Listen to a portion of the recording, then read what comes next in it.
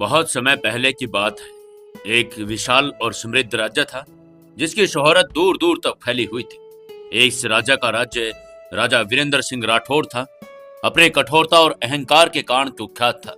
वह अपनी शक्ति और परंपराओं पर इतना गर्व करता था कि उसकी हर बात को कानून मान लिया जाता था। राजा की एकमात्र संतान राजकुमारी राधा जो उससे बिल्कुल अलग थी। वो सरस, दयालु और न्यायप्रिय थी, लेकिन राजा का अहंकार उसकी इच्छाओं के सामने एक दीवार बनकर खड़ा था। राज्य के कोने में एक पुराना खंडर था जहां एक भिखारी रघु अपने बेटे अर्जुन के साथ रहता था। अर्जुन गरीब था, लेकिन उसकी आंखों में एक अलग सी चमक थी। वो तेज तर्रार और होशियार बच्चा था। वो जंगल में लकड़ियां काटकर और छोटी मोटी चीजें बेचकर अपना जीवन यापन करता था। लेकिन अर्जुन के पिता के बारे में एक बड़ा राज छिपा हुआ था जिसे वो कभी अर्जुन को बताने की हिम्मत भी नहीं कर पाया। एक दिन राजकुमारी राधा महल के बगीचे में टहल रही थी। उसी समय अर्जुन महल के पास काम कर रहा था।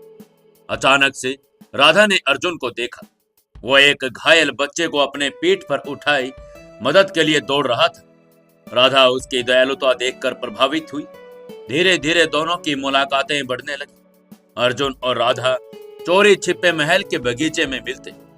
अर्जुन ने कभी भी राधा को अपनी गरीबी का रोना नहीं सुनाया, बल्कि उसने अपनी बुद्धिमानी और साहस से प्रभावित किया। राधा और अर्जुन के मिलन की खबर महल के गुप्तचरों ने राजा तक पहुंचा दी।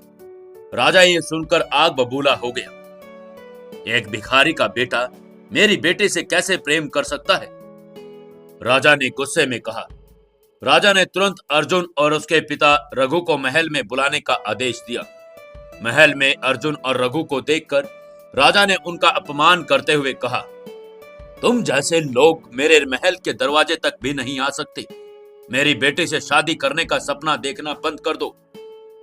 अर्जुन ने सर झुकाने के बजाय साहस के साथ कहा, महाराज, गरीब होना अपराध नहीं है। इंसान की पहचान उसके कर्मों और साहस से होती है, न कि उसके धन से। राजा का अहंकार और बढ़ गया।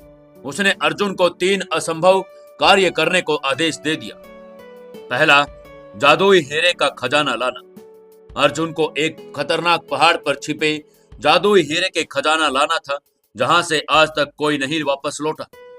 दूसरा, 7 दिनों में धन जुटाना। अर्जुन को 7 दिनों में इतना धन जुटाना था जिससे महल का खजाना भर जाए। तीसरा, राधा का त्याग। अर्जुन को साबित करना था कि वो राधा के बिना जी नहीं सकता। अर्जुन खतरनाक पहाड़ी की ओर निकल पड़ा। रास्ते में उसने कई खतरों का सामना किया। पहाड़ पर एक जादुई गुफा थी जिसकी रक्षा एक अदृश्य शक्ति कर रही थी। अर्जुन ने अपनी चतुराई से इस शक्ति को मात दी और हीरे का खजाना हासिल कर लिया। लेकिन गुफा में उसे एक पुरानी पांडुलिपि मिली जिसमें उसके पिता रघु के अतीत का भयानक राज लिखा हुआ था। पांडुलिपि में लिखा था कि रघु कभी इस राज्य का सेनापति हुआ करता था। राजा वीरेंद्र सिंह ने सत्ता के लालच में रघु को धोखे में फंसाया और उसका सब कुछ छीन लिया। रघु को राज्य छोड़ने पर मजबूर भी कर दिया गया। अर्जुन के मन में गुस्सा और दुख का तूफान उठ चुका था। उसने ठान लिया कि वो राजा के इस झूठे अहंकार को तोड़कर रहेगा। दूसरी चुनौती, अर्जुन ने व्यापारियों और ग्रामीणों से मदद ली।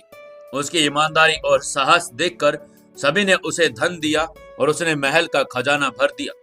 तीसरी चुनौती, राजा ने सोचा कि यह अर्जुन के लिए सबसे कठिन कार्य होगा, लेकिन अर्जुन ने कहा, मैं राधा से दूर रह सकता हूं, लेकिन उसके प्रेम को अपने दिल से कभी नहीं निकाल सकता।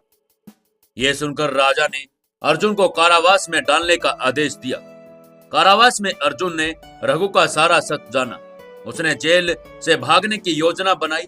अर्जुन के जंगल से साधुओं और अपने दोस्तों की मदद ली। महल में पहुंचकर अर्जुन ने दरबार के सामने वो पांडुलिपि और सबूत पेश कर दिए। रघु की सच्चाई उजागर होने के बाद पूरे महल में सन्नाटा छा गया।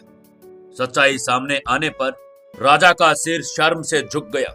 उसने महसूस किया कि उसका अहंकार उसे गलत निर्णय लेने पर मजबूर कर रहा था। राजा ने अर्जुन से माफी मांगी और उसकी शादी करने का ऐलान कर दिया और इस तरह से प्रेम की जीत हुई। अर्जुन और राधा की शादी धूमधाम से हो गई। अर्जुन ने अपने पिता का सम्मान वापस पाया और राज्य के सेनापति का पद ग्रहण किया। राजा ने अर्जुन को अपना उत्तराधिकारी घोषित कर दिया था।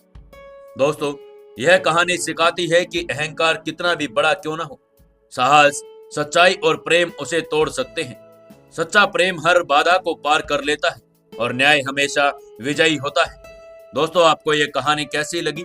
ऐसे ही कहानियां सुनने के लिए अभी के अभी सब्सक्राइब करें ओनली ऑन नॉवल FM।